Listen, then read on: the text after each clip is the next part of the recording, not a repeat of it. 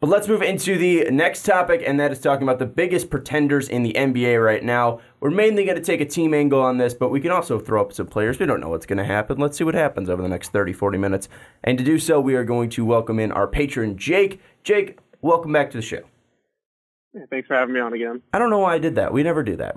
But that's what we did today. I mean, Jake's been on sometimes I ask him like how their day is. Couple years? Yeah, Jake's been on over for 2 years straight, and you know what? Let's just change it up. Let's Sean's just throw like, a curveball. Sean's like, he's been on for 2 years straight. I don't care how his day is. Yeah, seriously. I talk to Jake every day basically on Discord, so I talk to him every day on Twitter. There you go. So if you want our friendship, check out patreon.com/podcast. we're whoring out our friendship. But Yeah, I'll do it. I don't know if you want that. Anyways, let's move into the biggest pretenders. This is about teams that are in the playoff hunt right now and that are probably not going to be there at the end of the year, or guys that are near the top of stat leaderboards or are just playing very well right now, and they're probably going to fall at the end of the year as well. So, Jake, we'll start off with you. Who do you think the biggest pretender right now in the NBA is? I'm going to talk about the team that concerns me the most. It's obviously the Dallas Mavericks in my mind, already sitting at 12-6. Amazing 6-2 record on the road already with how young of a roster they have. I mean, Luka's putting up near 30, 10-10. I mean, he's been absolutely amazing. Probably already catapulted himself into a top 10 player in the whole league so far.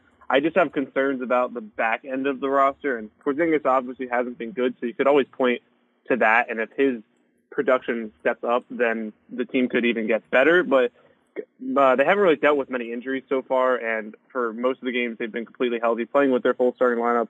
And a 12-6 start is way above what I thought they were going to be this year, and you can point to Luka being that reason. But I just have concerns if the back end of the roster is going to be able to keep producing at the same level they have, and when injuries start hitting them, are some of their back end bench guys going to keep being able to produce? And I have my doubts that they will.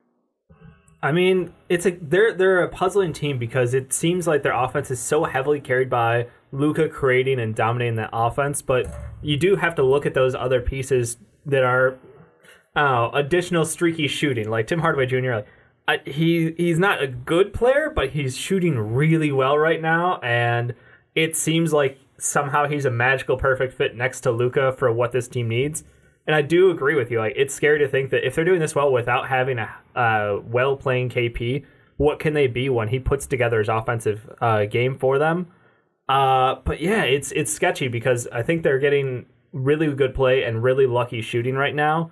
Do you see it continuing, guys? I don't really see the Mavericks continuing at this level, but I wouldn't be shocked if they snuck in as an 8 seed. I don't think they'll be. I think they're currently 4th right now in the Western Conference. I don't think that's going to happen. But can they beat out Minnesota and Phoenix, who are currently in 7th and 8th spot for the playoffs? Absolutely. And the Spurs are still contenders. Portland's still a contender. I wouldn't be shocked if Sacramento's able to turn around. But I wouldn't be shocked if Dallas sneaks into the playoffs. And even with KP, yes, he's been off to a slow start, but getting 17 points per game from a guy that's coming off an ACL injury at 7-1, I think that's something that you should probably be at least excited about. Yes, his field goal percentage hasn't been good, but he's still been an efficient shooter from 3.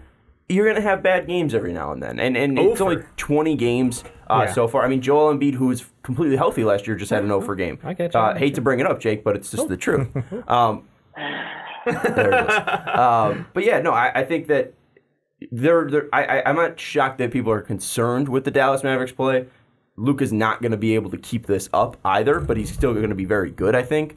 But yeah, I think that this team can still be a playoff team because Luka can turn it on tonight. KP can help him out, hopefully, when he gets fully healthy later on. And you do still have guys that could go off, like Tim Hardaway Jr. Ricky, what do you think about the Mavs? I mean, for me, I come down to the old adage of when you think about playoff teams, look at the star player on that team. And Luka right now is checking all the boxes that I thought he wouldn't check when we were doing draft coverage of him. And yeah, I'll admit that I was wrong about Luka, but I mean, he's got the star potential right now. He's playing like that star player. That's why for me, I look at the Mavs and I go, I don't think they'll be the 4 seed just because of how close the Western Conference will be, but I don't think they're going to fall off because you look at the opponents that he's going toe-to-toe with, beating a good Raptors team, going up against fucking Westbrook and James Harden in Houston, winning that game, taking LeBron and AD to overtime.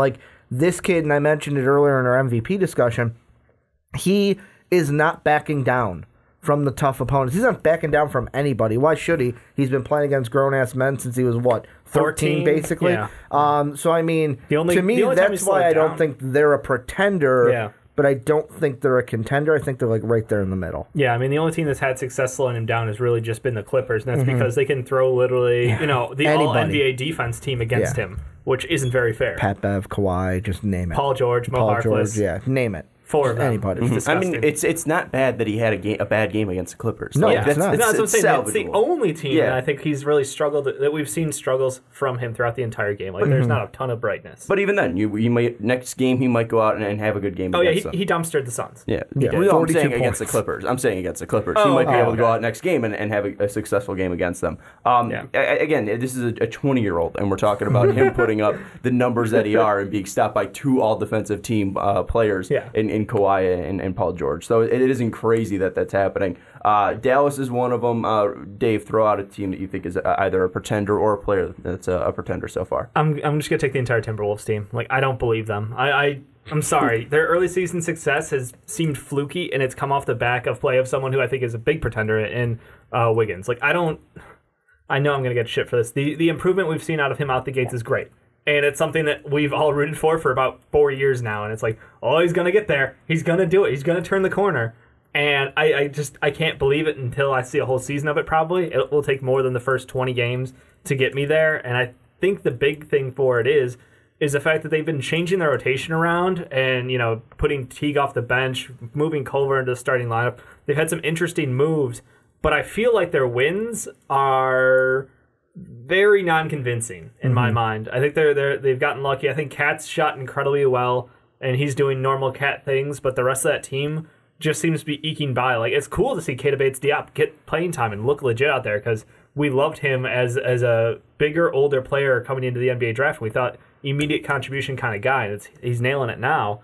But I look at this team, and I look at their wins, and I don't know that I'm sold out on them doing this, because if you look at where they're getting them, they're 7-2 on the road. I don't think that's sustainable. It's puzzling. And exactly. And that's the thing that worries me is, I was looking the opposite side. They're 3-6 at home. Yeah. You got to defend home court. You don't see that's where you should be getting. Home court that's where you should be getting most of your wins is at home. Look at the Lakers, 9-1. Look at the Clippers, 11-1. The only other teams that have subpar home records are the Blazers right now, and the Memphis Grizzlies and the Warriors. And even the Western Conference. And even the Blazers, too. They're only 3-4. So two games can flip that. Yeah. The biggest concern, too, is, this is a team, the only team right now in the eight seeds that has a negative point differential. Yeah. So, it wouldn't be shocking if this team fell off the face of the earth. No one thought that Minnesota would be up this high. Jake, what do you think about the T-Wolves? You think they're pretenders? Well, yeah, I don't think they're as good as they've played, obviously. I think maybe towards the end of the season they could still be in that 8 to 10 range. I don't know if I think they could actually take the 8 seed, but I think the most concerning part so far is they've taken the fourth most three-pointers per game in the league, and they rank 28th in the league in three-point percentage. They shoot 32% from three, and even that's with Covington shooting, I think, 36% this year from three, which is higher than his career average. He's been phenomenal this year. Karl-Anthony Towns has been phenomenal, and I'm with Dave on Andrew Wiggins. I think this guy could put up 30 a game for 25 games, and I'd still be like, no, he's still going to regress. I don't trust him late in games. I don't trust him on defense. I don't trust him to have the ball late in his hands late in games. It's just I need so much more to be sold on Andrew Wiggins, and this whole team is it's a weird roster, and I don't know if I completely trust anybody besides Towns on that team. I trust Covington, but in different ways. I just don't trust this roster to keep winning. And with a young head coach, it's so weird. The roster is just weird to me as of now. Maybe this could be a team that's a big candidate for a trade later in the year whenever somebody becomes available, because they have a lot of holes. Besides Wiggins and Towns, you could literally trade for anybody, any other position, and they could fit right into the starting lineup. So that's probably could be the only reason they might not be a pretender, is because I think this roster changes in the next few months. But as of now, if you're telling me this roster, they're not as good as they've played so far. Yeah, and with that, too, I feel like that they do have a lack of, playmakers, guys that can, truly, facilitate the ball around. And yes, Jeff Teague has, 7.6 assists right now, but I don't really see him as a true playmaker. It feels like they're playing a lot through Cat And while Cat is extremely talented, I'm not saying that, I don't think he can be the guy that you can go to each and every possession to then be on, get you into the playoffs, at least with this roster. So I wouldn't be shocked if they were in the market for, a point guard. I think Chris Paul might be too expensive for them, but adding a point guard to help facilitate this offense would be helpful. And at least Ryan Saunders has noticed that, and that's a sign of a good coach, and maybe that would help them get to the playoffs, is that he has made it a focus to play through his best player, but then also everybody needs to be moving the ball, and you need to be constantly moving around, and that will hide at least the playmaker or lack of a playmaker. Point Wiggins, baby, believe. That's where we're at. Like it's a meme, but like he can't do it. He's not that skilled of a passer. He's very good at beating his man and drawing defenders in, and that's been a great way of playmaking for him. But I don't know if that's going to be consistent enough for him. I hope it is. But I just don't see this being sustainable, like Jake's saying, because yes, it's only been, I think it's been 20 games for the Bulls, so I'm basing everything off the Bulls. 18 games for the T-Wolves, though. It's been 18 games for the T-Wolves, so I mean, it's way too early in the season to see that this will be something consistent for Wiggins. Yeah. Do you think this is a team that, maybe if they do add a point guard like Jake was saying, or anyone, he said, outside of Wiggins and Towns, if they add someone, do you think that they probably could get out of that pretender category? Yeah, I think they're one court general away, and it's dumb to go back this far, but like the Ricky Rubio thing, I feel like that was he got turned into the ultimate scapegoat. But I almost kind of go back on almost maybe a bad example, but like the Robbie Gould shit of he wasn't going to work to get better until he got dropped. Basically, Robbie Gould was so good at his job that he coasted for the last 2 years, and then the Bears let him go. He worked on his shit, and he's one of the best kickers in the game again. And I feel like Ricky Rubio didn't develop his three-point shot, or maybe didn't spend enough time focusing on that until he got to Utah and realized, okay, a team literally just let me get out of town because I can't space the offense properly. And now Ricky Rubio is doing amazing work in Phoenix and turned their team around, basically. And plus he got to work with the offensive specialist, Igor. Yeah, before he went on to Phoenix. Yeah. So, no, I mean, I think that it feels like a similar case where, if they get someone out there who can run that offense well, I think that's going to do a lot for them. I think Teague, they've known for the last couple of years, he's not the guy. He's just the guy right now. And I think he's got a big-ass contract, right? He's making 17? Yeah, he's making $17 million this year. Yeah, it's somewhat. I always would like to say the one X factor in any trade they have Jarrett Culver, who has not been good this year. But if they are going to make a move, some team probably holds him highly. It's never going to happen, but I would game on this team would be with Karl-Anthony Towns would be incredible. It's never going to happen, but I do have bad news for you though. Joel Embiid's playing tonight, I know. Jeff Teague's making $19 million. And yeah, that's what I was going to say. So we were wrong, and here's something that's it's a pathetic. Year, and this is something pathetic that I want to say and just take off a really side note. You thought it was 20. Yeah. Jake thought it was 17. I thought it was 17. Ricky, did you have a guess? I didn't say anything. Okay, but did you have anything pop in your mind of Jeff Teague's contract? I would have said between 17 to 20. Okay. Yeah. Isn't it pathetic that all four of us know Jeff Teague's yearly contract Well, it's number? because we look him up so many times during the draft, as a trade piece during the draft, or them replacing him during the draft. After the first year of contract, it was all right, they need to move Jeff Teague. Yeah, that's what so it's been. Isn't Dang making 17 too? Isn't Gorgie Dang making 17 mil? Yeah, he's making I think he might be making 15 or 13. He's a little bit lower, but he has a bad contract. He played up the other night though. He had a good game, but I agree. Gorgie Dieng solved it. I agree. The front office of Timberwolves has Dieng dropped 16.2, going up to 17.2 next year. Really bad contracts over the last couple of years. So trying to build around great talent like Cat and Wiggins becomes very difficult when you throw out bad contracts left and right. They got a steal though at Naz Reid, and rounding up about $900K. Yeah, it's a steal for Naz Reid. Okay, let's just try this. Jake, what's Drew Holiday's contract? That's he's not making a max. I know that much. No, he's not. Probably say 21. I don't know. Okay, 26. All right, we're not that pathetic. All right, cool. All right, we don't know every NBA player's contract. I knew it was I don't have spot rack memorized up here. I wouldn't be shocked if we do. What about Drew Holiday to Timberwolves? He's He ain't going anywhere. They're a playoff team. Yeah, I mean, they're 5-5 in their last 10. I wouldn't be shocked if they're able to at least push up You towards can't even the judge them top. until Zion. Exactly. Yeah, and you know, the Timberwolves could be a team that falls off. Let's talk about Ricky. Do you have a team? I do. Okay. Is it the team that I'm thinking? Is your team in the West? I like that we're all just picking on the West right now. I have an East team. My but point's I going like... to be larger about the East, but give your team. I think it's. Okay. I think I know who it's going to be. Guess then. I want you to guess who it is. I mean, I don't think you think the Jazz are. I don't think No. you think the Rockets are. I think you think the Suns are. It's the Suns. Oh. The Phoenix Suns. I knew it. And the reason why is go back to November 10th. November 9th is when we recorded it, but November 10th is when My birthday. we posted it. Yeah, it was your birthday podcast. And we were talking about, should we take the Phoenix Suns seriously? And I remember in Great there... meme voice. Yeah, great meme voice, great Colin Cowherd voice, too. But also, we talked in that, and I had mentioned, hey, let's pump the brakes a little bit. Let's see how they do in the next few games. Since that podcast, they are 3-7 in their last 10. Look at their team. Who No, was no. not healthy? No, Ricky Aaron Rubio. Baines. Aaron Baines. Aaron Baines. Here's the thing, though. Two key contributors. I look at that team, and if you are Ayton's still not there.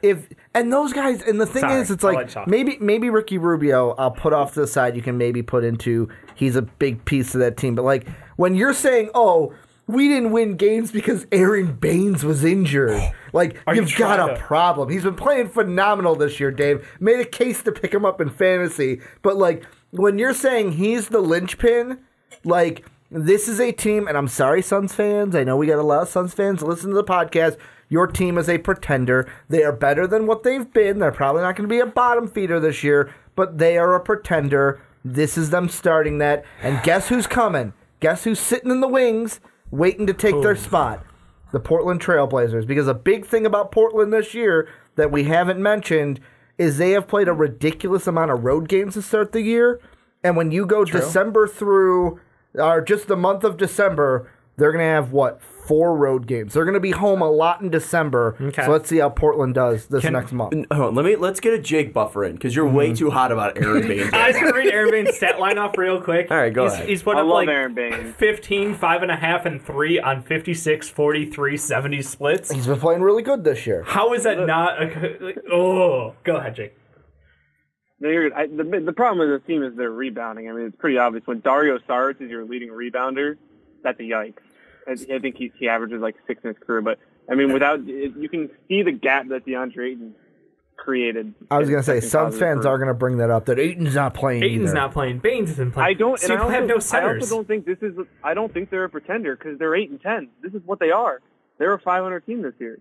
I think it's more pointing towards how bad the back end of the West has been, and the Warriors drop off, the Trailblazers bad to the start of the year. I don't think that this is a pretender, and especially they're 8. I said before the year I think they're probably a little bit below 500, but they're right around that 500 range. And sitting at 8-10, that's just what the 8 seed is right now in the West. I don't think I'd label it as a pretender just because they're sitting in that spot. I just want to say that's why I would say they are a pretender, because I expect teams like the Kings and the Blazers to get better as the year goes by and knock them out of the playoffs. And Jake, what I want to point out to you, since you can't see us, is that Dave is literally like biting his nails, ready to punch something over Aaron Baines. I love Aaron Baines, bro. No, it's silly to knock on them for falling off in their last set of games when they don't have their point guard, who, as we watch the entirety of the last season, go, I think the Suns with a point guard would be a pretty good team, but they don't have one, so they suck.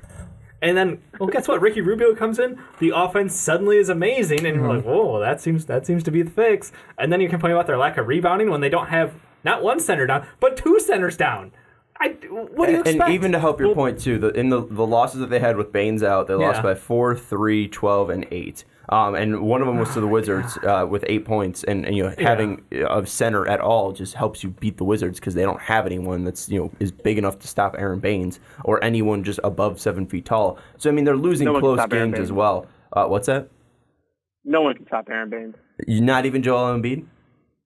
They played. I don't know what he did against the Sixers, but I don't think we stopped him. But yeah, I mean this is a team that's still in close games, so I really can't knock them too much. I do think the Suns are probably the least contendery. I would say that pretendery. I would say that the Mavs are probably more of a pretender. right now, and I know people might be a little bit like, what the fuck are you talking about? The Mavericks have a better record. They have a plus 7 point differential, but I think that the Mavericks are playing so high right now where the Suns are kind of coasting to where they are. I think the Mavericks are going to regress, and like Jake said, the Suns are kind of who they are. And I wouldn't be shocked if they're able to be above 500. Oh, yeah. I absolutely think the Suns, by the time they get back, Ayton, if Oubre can keep up this level of play, a guy we haven't mentioned at all, this year, he has actually looked really good, like, on the court, and it's confusing to me because this is a guy who had, like, negative basketball IQ in Washington. He actually looks like he knows what he's doing. He's a legit wing in the NBA now. They were, like, I know it's very early into this year, but the contract they offered him, it was one of those, like, is this going to be a dumb moment? And no, it actually looks like he's playing up, and he looks really good in this offense, and defensively, too. So I think this is a team that is going to be just a smidge above 500 and competing for that 8th spot. So let's get some pretenders just labeled. Jake, you're saying Mavericks are pretenders or contenders? Pretenders, but they still could compete for the 8th seed. It's just I think they're overachieving as of now. Timberwolves, pretenders or contenders? Pretender, 100%. I was talking to Jake. Jake, agree with me here. Oh, pretender, 100%. Thank you. Okay, See? and then Suns? I think this is who they are. I don't think they're a pretender. I think it's just more of a showcase of the West. Okay. Dave, Dallas? I think they are going to be a contender this year. Okay. Minnesota? Pretender. So Phoenix? Contender. Okay. Ricky? That hurt. Dallas? Contender, pretender. They're Dallas. the same order. He's got to get a I'm working at like 50%. You can't be all like smart and good at talking to me. What the fuck's wrong with you? Contender for the Mavericks. Thank you. Pretender for the T-Wolves. Pretender for the Suns, because with the Suns, I will say, although you may say, oh, they are who they are, and that's record-wise, I'm not looking record-wise. I'm looking seeding-wise. Mm-hmm. They're not going to be an 8th seed. I'll say pretenders for the Mavs, at least for where they are right now. Kind of pretty much what Jake said. I think they'll be fighting for the 8th seed, but I don't think they're going to be a top 4 seed. Minnesota's a pretender, and I think Phoenix is going to be a contender. They might be out of the playoffs, but I think they'll still be in that like 10-2. They'd be in the play-in game spots. You know what I'm saying? If that becomes a thing. Wait, Sean, how have you not talked about your boy yet? Who? On the Suns. Eli Okubo shooting 42% from 3. Oh God! How have you not talked about him yet? That's my boy. No, I think Sean likes him too. I need a little bit of time to at least make sure that this is something that is going to be fulfilled, because last year he sucked so much, and now he's taking less shot attempts and hitting 40%. And he's only playing 11 minutes a game. So let's just see a little bit more out of Ellie before he comes up. But he's still young. He's like 22, I think. Is he 20, 21? I think he's 20. His 3-point percentage is 42%, and his free throw percentage is 53%. Yeah, how that makes sense at all? It doesn't. So that's why he's not going to be shooting 40% from 3. 22. Oh, he's 22. Wow. I thought he was younger than that. Born in 1997. Wow. Man, I'm old. All right, let's go to the Eastern Conference. And Ricky, you said you had a team, but I want to start off with this. Yeah. The reason why all three of us, or all three of you guys, threw out teams that were in the Western Conference is because no one is a pretender in the Eastern Conference in my mind. You look at all of those teams, and if you're going to come out and say Charlotte's a pretender, that's not a fucking hot take. The East just sucks. They're 4 games under 500. Yeah. Weak East. The East is just horrible. Weak East. So that's why I'm not saying any of these are pretenders or contenders, because if Charlotte makes it into the 8th seed, they're not winning a fucking game in the playoffs. Get the fuck out of here. So all of them are pretenders outside of the top 5 teams or top 6 teams. Pacers, Sixers, Celtics, Heat, Raptors, and Bucks are the only teams that aren't pretenders in this goddamn conference, because it's a shit conference. So that's why we should need reseeding. That's why the best 16 teams should make it out of the NBA instead of having conferences. This is a garbage conference. That's why no one is a pretender, because everyone sucks. The fact that the Nets are competing with as little of a roster as they have for this year is ridiculous. They're above 500. Yeah. Because they suck, and the East sucks. Spencer Dinwiddie's get on my back. That just shows how bad the Bulls are. It's crazy. Jake, this is not the segment for this. I would love to make it, though. Any other day I'd be like, fuck you, but today it's like, eh. You want to open up that can right now? No, people get upset. We got an hour. That's why we made a new podcast for it. Ricky, but with what I said, having the East just be so garbage, and that's why there's no pretenders, give us your pretender. Fuck it. Why not? The Nets. And the reason why I'm going to say the Nets is, yes, I know they don't have right now. I know they didn't have at the beginning of the year Kevin Durant. Yep. I know at They this still point won't have him at the end of the they year. don't have Karis LeVert. Well, that's why he's the one that, like, if he was alive basically this year, they would probably be 1-2 seed. They're without their 3 best players on this team, I know, and they're 10-9. The thing I look at this is, I feel like this, and maybe this is more not a Nets pretender. This is more of a Kyrie pretender. Oh, okay. Where I could get to me, this. it's like, I'll change it. It's not the Nets. It's a Kyrie pretender because this is just proving to me. And I was talking to Dave last night when we were playing WoW on Discord, and it's just, this shows me why Kyrie is. It's not a bad thing that he's not, like, you always make the case, like how we had the debate about Jimmy Butler years ago, about how he's not a number one. Yeah. Kyrie Irving to me is not a number one. He's a number 2. He's a clear number 2. He'll take the shot for you like a number 1, but he's not the guy to be the head of your team. And this year to me, it's like I was watching a video, I can't remember if it was ESPN or not, but they were like, could this year be like the biggest negative year on Kyrie's image? And I could see it to where it's like, you can't even hold the team down on your own. Or like, I'm looking at the Nets at this point and I'm going, hey, if they continue to play like this, a team like the the Magic get it together. Like, I've bashed the Magic, but other people tell me they're a good team. They are. If they get it together, if the Wizards start playing, like if they start winning games, The and Wizards like, don't play defense, and they're 6-11. exactly. But like if they start winning more games, like we could be looking at the Nets as a possible, like, whoa, they didn't make the playoffs this year. What were you gonna say, Jake? I don't know why. Like, I understand Kyrie's averaging more points, more rebounds, and more assists than he ever has in his career. I don't really know if it's his fault. The start. I think it's just how, like, maybe he's a negative on other people's play, and that could be the easy point. But I don't know if blaming Kyrie for or saying this is a negative, because if they come That's back a big next year, thing, KD though. comes back If and you're they- bringing and they down win the the title next team, year. if you're bringing down other people's play, I don't care how much numbers you're putting up. You're bringing down the team as a net whole. And it's exacerbated by the fact that we see the success of the Celtics with Kemba Walker. I think this year you're seeing different performances. Like Jaylen Brown genuinely is playing up. Gordon Hayward, for the couple of games before he got injured again, was playing up. Jason Tatum's had some solid performances. Like, I think it's just interesting to see, like, that makes Kyrie Irving look worse now, because it's like these guys couldn't thrive. They couldn't play the Brad Stevens style of basketball because Kyrie was there and Kyrie wanted to play Kyrie style. Yeah, I don't know if you can really blame it too much. It's only been 11 games that he's played with the Nets. Right. I mean, it takes time for teams to gel as well. Yeah. And this team is still 10-9, and they're going to be in the playoffs because the East suck. But with this, I mean, like, there's numbers that help that this is one of his better years, and there's numbers that hurt him. This is his worst true shooting percentage year since 2015-2016. He's currently at 56.1%. He was at 54% back in 2015-2016. This is a great box score plus minus year for him. 6.4 ties a career high from last year. He's at negative 0.8 defensive box score plus minus, which isn't a great score, but it is for Kyrie Irving. That is going to be his third best in his career if that holds out. So, I mean, he hasn't really been a negative defensively. He has been scoring a ton for him. Hasn't been massively efficient, but still 56% true shooting isn't bad for a guy with the volume that he has.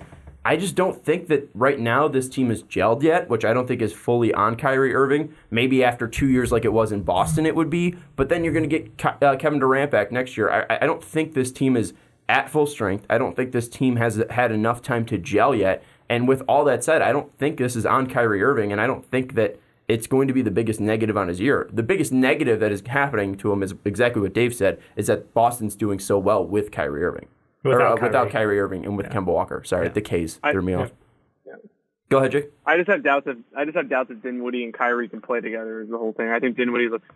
I don't think it has to do with Kyrie. I just don't know if their play styles mix. Dinwiddie looks so good without Kyrie on the court. It's going to be interesting when he comes back to see how they mix the minutes back together, because I don't know if those two should be on the floor at the same time at all.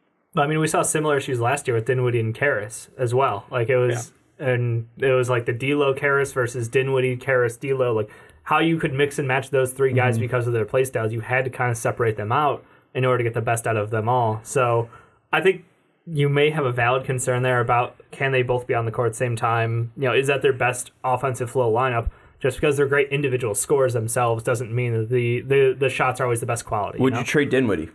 No. No. The man, too good of a contract. The man's indestructible. Yeah. But if he's too good of a contract, doesn't mean if he's playing so well that he would also Highly bring back valued. a ton more? I mean, he's Well, making what can you get back 10 in million return right for? now. What's up? But what can you get back in? Are you trading? You can't trade DeAndre Jordan because then you upset Kyrie and Yeah, you need a Kevin 4 Durant. on this team. That's realistically like you need if you could land a great 4 like Taurean Prince has been pretty good, but I don't know if he's the guy, you know? And that's the thing. Like, if would you you can rather find a move 4 out there, Levert? nah. Would you rather move Levert? No, I would. It's hard to give rather up on keep him. Levert I know he's got and move injuries, Dinwiddie. but it's hard to give up on him. Levert's younger too, Just a little, yeah. and I think you It's just just going to be signed hard with the Levert. contract they have. Yeah. No, I think you let this play out. Like, this year is your experiment year. Like, see what happens. See if you can find a way to get these guys to jail, Sean. Maybe you're right that we're judging off of too small a sample size. But once Kyrie's back out there, I would love to see what this team looks like, you know, over by the All-Star break. Because that's the true test. If they're not clicking by All-Star break, you know this offseason's going to hit. And they're like, all right, this year's for real. This one counts, boys. And it's But who's on the block, who's getting moved. Even then, I mean, with all that said, Kevin Durant's going to come back next year, and that's going to cause more problems. And it's going to cause more problems, at least gelling right away. It's going to help a little bit because you're adding just one more player, but then again, that's going to change your offense completely because it's Kevin fucking Durant. Right, but I feel like they already sort of have the key to knowing how that's going to work for them because you watch how Kevin Durant changed like Golden State's offense. You've seen him go from one team to another, the Thunder to Golden State, now Golden State here, and he's got this whole season basically to mesh with the guys on the floor. So, like, I feel like locker room wise, they're going to be in a great place. It's not like adding someone who has like no continuity with your team and trying to jam their personality in. Yeah. This should be an easier fit. I agree, their offense is going to be different, but it just comes down to the fact that look, you're going to go through your best player, and that's going to be Kevin Durant. After that, you have to figure out how to keep that ball moving and how to cover your weakness out there. And I still think that if they can find a good deal for a 4 out there, they should pull the trigger on it this offseason. Yeah, I just think Kyrie's if the Nets fail at all in this era of Kevin Durant, we'll be looking back going Kyrie was the What's problem. a failure Kyrie, for you? they don't win a title. Yeah. They gotta win a title. You got them a title? No. Like during not this year, but during during their contracts, yeah. during or at the least a finals appearance. Okay. Like you don't sign Kevin Durant and Kyrie and miss out on the finals. I'm fine with that. And then if not that, winning the title because that's the main goal. You sign Kevin Durant. Your goal is to win the title. You got the big fish. Jake, what do you think about that? If they get Kevin Durant, it's so hard to judge them. They will be a top team in the East, but I don't know even with Kevin Durant back. And also, it depends what Kevin Durant we get back after this injury is how good they'll be. They'll be one of the top teams in the East. Are they going to be better than Boston, Philly, Milwaukee, even the Raptors with how Siakam's playing? Yeah. I don't know yet. All right, final thing. You forgot Miami. He's not afraid of Miami. No, I didn't forget them. Final thing is, are there any other pretenders that you guys want to throw out? What, are you giving your team? You never gave your team. I didn't have a team because you guys took all the teams. Oh, all right. Because I said my take was that the Eastern Conference sucks and there can't be pretenders, and the rookie's like, the Nets. And I'm like, no, fuck that. They're not pretenders. They're still gonna make the playoffs because then fucking he sucks. Like, who's gonna knock them out? Like, someone might knock out Charlotte. Like I said, the Magic, the Pistons. Like, come on. Do you think the Wizards are pretenders already?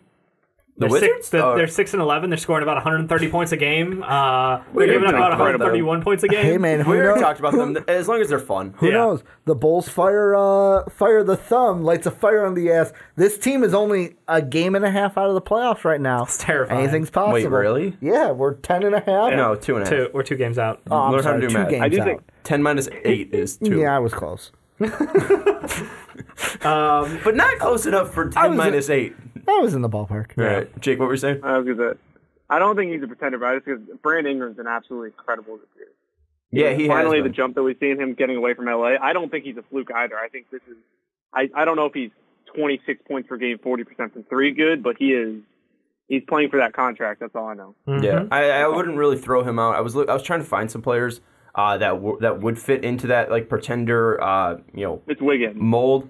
It's Wiggins. It's probably Wiggins if we have to pick somebody. You're welcome. But we've talked about him so much that it's tough to be like, yeah, it's Wiggins. I mean, I can't find anybody that is What about fitting Bojan? that. He's been putting up 22 a game. He was doing that shit. He was doing that shit in Indiana. I think that's more on the fact that Mike Conley struggled so sustain it. hard. I really do. I think Bojan's success is because of Mike Conley's struggles. I think also Bojan's just dope. I mean, he's been putting up these numbers for literally 3 years. So, like, what's the issue? Just give him more shots. And You're welcome. That's what's happening. That guy's been sick as hell. All right. What's up? You want to play a quick trivia on when was the last time DeMar DeRozan made a three? I know this answer. Yeah, Dave already knows it. Yeah, I already said it. But it's okay. You can throw it out there. Yeah. Wasn't it December, 26 last year or something like that? Yeah, this was the first one he made all season. Near a year. Calendar year. That's going to do it for biggest pretenders in the NBA right now. Let us know your thoughts. Who are the pretenders and contenders in the NBA? And especially give us your thoughts on the guys that are actually on the that we talked about. Dallas, Suns, Minnesota, Brooklyn as well. Give us your thoughts on that down in the comments below. But Jake, we want to thank you for joining us as always and for being a patron. If you want to be a patron like Jake, check out patreon.com/mostvaluepodcast.